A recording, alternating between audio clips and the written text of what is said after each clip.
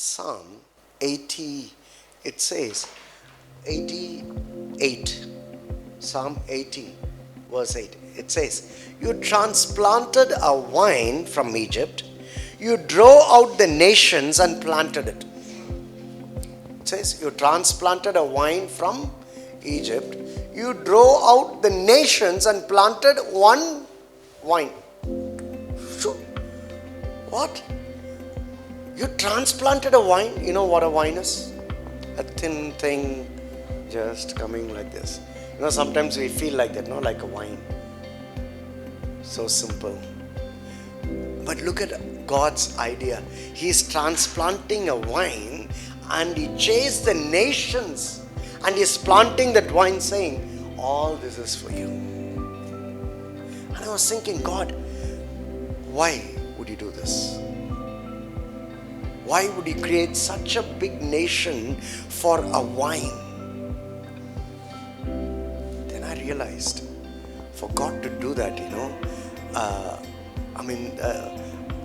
he had to teach the vine not to think like the vine anymore. I've got something bigger for you. I've got something greater for you. I've got something, magnanimous for you, out of your league. And this transplanting business is a big thing, okay? Imagine transplanting a vine. You'll have to protect it, that it wouldn't die. God protected it in the wilderness for 40 years. He had to teach that vine to think big. And God did it. Made them think big. And I was thinking, God, how can I connect this to the new covenant? And I chanced up, my mind was reminded of this word. In Colossians we read like this: He rescued us from the kingdom of darkness and translated us into the kingdom of His Son whom He loves. Isn't that beautiful? Just like how He transplanted, He has brought you out of the kingdom of darkness into the kingdom of His Son. That is where you are now. That is your position. That's where you live now. That's where you're supposed to live from. That's what your heart is supposed to be filled with.